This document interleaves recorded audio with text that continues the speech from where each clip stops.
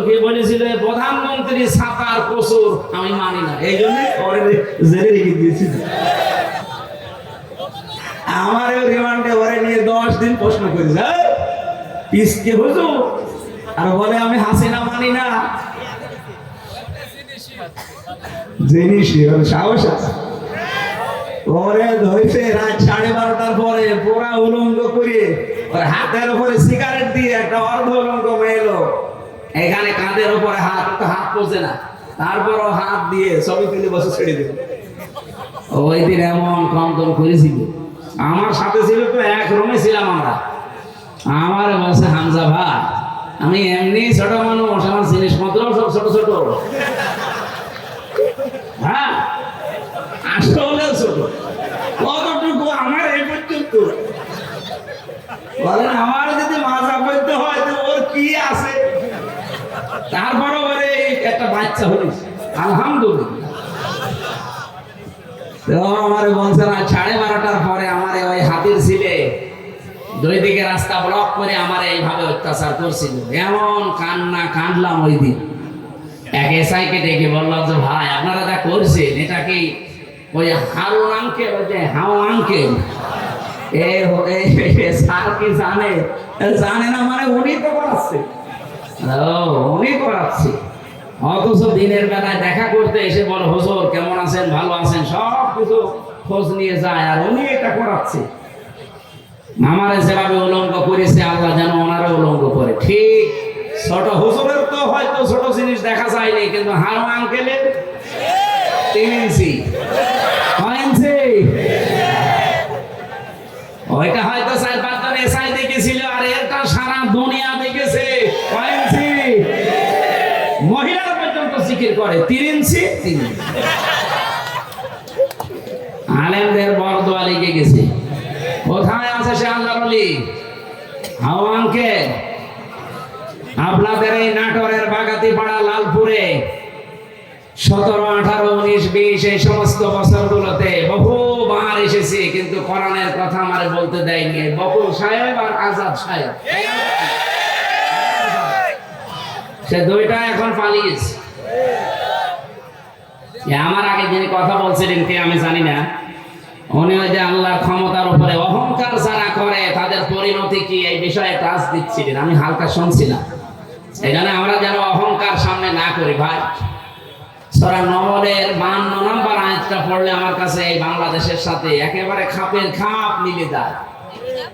আল্লাহ পাক বলেন ফাতিলকা বুয়ুতুহুম খাবিয়াতাম বিমা যালামু, এই সেই ঘরগুলো আল্লাহ যেন এভাবে আঙ্গুল দিয়ে দেখাচ্ছে, এই সেই আজাদের ঘর, এই সেই বকুলের ঘর, এই সেই হানিফের ঘর, এই সেই ডিলুর ঘর।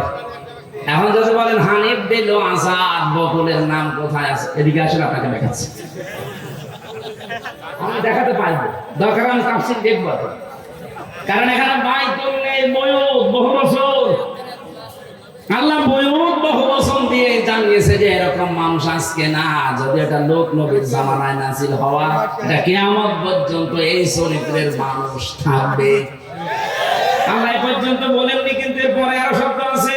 আল্লাহ পাক বলেন খাবিয়াতান বিমা যালামু, এগুলো আজ জনশূন্য হয়ে পড়ে আছে, এগুলো উজাড় গৃহ হয়ে গেছে, এগুলো মানব শূন্য হয়ে গেছে, পরিত্যক্ত হয়ে পড়ে আছে। কেউ এখানে আর যেতে চায় না, যেতে যদি চায়ও ঘৃণার সাথে যায়। আপনি কুষ্টিয়ার হানিফ সাহেবের বাড়ি যান, আপনি যে দেখেন বাড়ি আর বাড়ি নেই, পায়খানার প্যান্ট পর্যন্ত মানুষ খুলে নিয়ে চলে গেছে। যদিও হালকা পাতলা একটা ইট ছিল, এই ফেব্রুয়ারির 5 তারিখে আযাবুল বুলডোজার নাজিল হয়ে ছাতা সব শেষ। সারা দেশে আযাবুল বুলডোজার নাজিল হয়েছিল না? আল্লাহ বলেন জালেমদের বাড়ি ঘরগুলো একটু দেখেন না কেন, এই সেই ঘরগুলো খাবিয়াতান, আজ উজাড় গৃহ হয়ে গেছে, পরিত্যক্ত করে দিয়েছি আমি। বিমা যালামু, এদের জুলুমের কারণে। আল্লাহ পর্যন্ত কিন্তু শেষ করে দিতে পারতেন, কিন্তু এর পরের শব্দটা আমাদের জন্য। আল্লাহ পাক বলেন ইন্না ফি যালিকা লাআয়াত আয়াতাল লিকাউমিন ইয়ালামুন। এখানে প্রথমে ইন্না আছে আর মাঝে আছে লামে তাকিদ। আল্লাহ দুইবার গ্যারান্টি দিয়ে জানিয়েছেন অবশ্যই অবশ্যই এর ভেতরে জ্ঞানী যারা তাদের জন্য শিক্ষা আছে।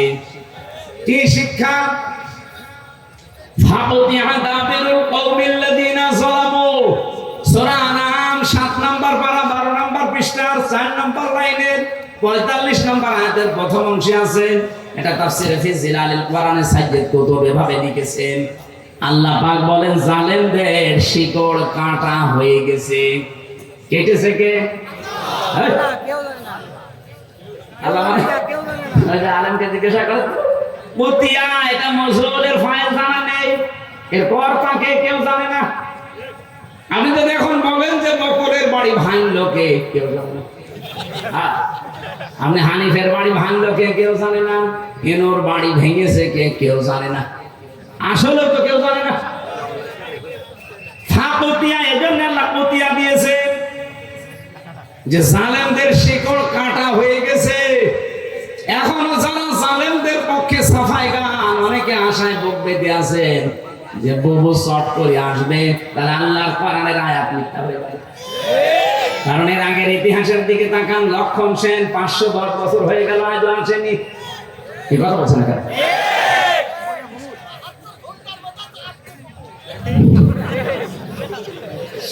আমি যতগুলো দেখলাম ইতিহাস একটাও ফিরে আসেনি। আশরাফ ঘানি, বাশার আল আসাদ, কথা বলছেন এখানে। এই জন্য আশায় যারা বুক বেঁধেছেন ওগুড়ে বালি, ওটা বাদ দেন। ওটা বিশ্বাস করে বসে থাকলে কোরআনের আয়াত পাল্টিয়ে যাবে। আল্লাহ বলেন জালেমদের শিকড় কাটা হয়ে গেছে। এমন জোড়া দেবেন কি করে? কেটেছে কে তাই তো কেউ জানে না। আর একজন বলছে আল্লাহ। আপনি আল্লাহ বললেন কেন? আল্লাহ কাটেন, কে কেটেছে কেউ জানে। আপনি চিন্তা করতে পারেন এটা কি কোন ইউনিয়ন? এটা লালপুর। এই লালপুর ইউনিয়ন পরিষদের দারোয়ান থেকে সংসদ পর্যন্ত ধরে ধরে জালেমদের সব সাজানো ছিল। আমি রিমান্ডে 10 প্রকার মানুষ পেয়েছি।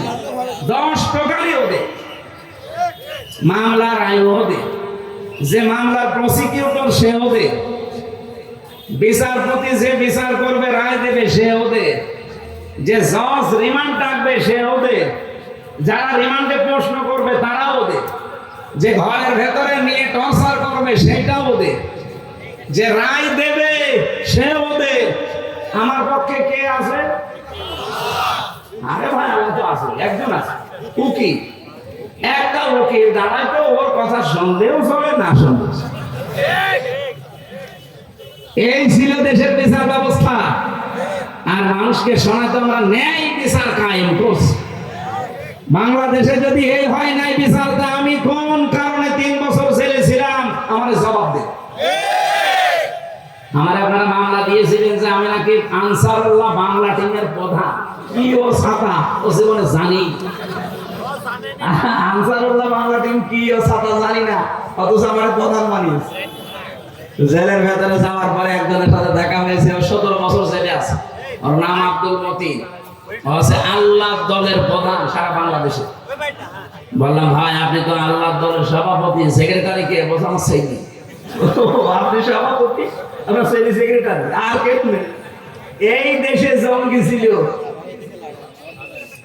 এই জন্য ডক্টর এনায়েতুল্লাহ আব্বাসী হেফাজত ইসলামের সমাবেশে 3টা প্রস্তাব দিয়েছে যে আবেগে চলে হলেও কেউ যদি ইসলাম এবং মানবতা রাসূল নিয়ে এই বাংলাদেশে কথা বলতে যায় তাকে আইনের আওতায় এনে কঠোর শাস্তি দেওয়া হবে। এটা আমরা চাই না। আপনি অধিকারের নাম নিয়ে রাসূলকে গালি দেবেন, আল্লাহর কোরআনের আয়াত বিকৃতি করবেন, এটার সামনে যেন না হয় এই আইন পাস করা লাগবে। 2 নম্বরে উনি বলেছিলেন এই দেশে যারা নবীকে বিশ্ব নবী শেষ নবী মানে নাই, কাদিয়ানি যারা, এদেরকে রাষ্ট্রীয়ভাবে অমুসলিম ঘোষণা করা লাগবে। শোনেননি এটা? কথা বলছেন না? আমরা এই দাবির পক্ষে আছি না? কোরআনে কারীমের শুধু এক আয়াতের 4 ভাগের 1 ভাগ, মা কানা মুহাম্মাদুন আবা আহাদিন মির রিজালিকুম ওয়ালাকিন রাসূলুল্লাহ, এই পর্যন্ত ঠিক আছে। ওয়া খাতামান নাবিয়্যিন, নবীদের শেষ নবী এইটা কাদিয়ানীরা মানে না। ওরা বলে যে মা কানা মুহাম্মদ ঠিক আছে, আলা আহাদিম মির রিজালিকুম এটা ঠিক আছে, ওয়ালাকিন রাসূলুল্লাহ এটাও ঠিক আছে, কিন্তু ওয়ালাকিন রাসূলুল্লাহর পরে ওয়া খাতামান নাবিয়্যিন উনি শেষ নবী এটা ঠিক নেই। শেষ নবী হচ্ছে গোলাম আহমদ কানা। এতটুকু অস্বীকার করার কারণে কাদিয়ানীরা কি বলেন বলেন? আমরা চাই তাদেরকে অমুসলিম ঘোষণা রাষ্ট্রীয়ভাবে করা হোক। বারবার কিন্তু আহ্বান জানানো হয়েছে 92% মুসলমানের দেশে। হ্যাঁ, তারা অমুসলিম হয়ে থাক, তারা ইহুদি, খ্রিস্টান, বৌদ্ধ, মুশরিক, হিন্দু, মাদুসি এদের মতো থাকবে, কোনো অসুবিধা নেই। কিন্তু আপনি মসজিদ বানাবেন, আযান দেওয়ার সময় এই যে দর্শন আছে, ওয়াডাঙ্গা দর্শনে উঠোনি একটা মসজিদ আছে কাদিয়ানীদের, ওরা মুহাম্মদুর রাসূলুল্লাহ আযান দেয় না, আহমদ গোলাম আহমদ কাদিয়ানী এই শব্দ আযানের মাঝে জড়িত। এদের বারবার আমরা কিন্তু বিভিন্ন কায়দায় আহ্বান জানিয়েছি। আপনারা যদি গন্ডারের চামড়া নিয়ে থাকে, সে গন্ডারকে নাকি কাঁতুকুতু দিলে 3 দিন পরে টের পায় যে আমার কাঁতুকুতু দিয়েছে। এদের অবস্থা যদি এই হয়, জুলাই আগস্ট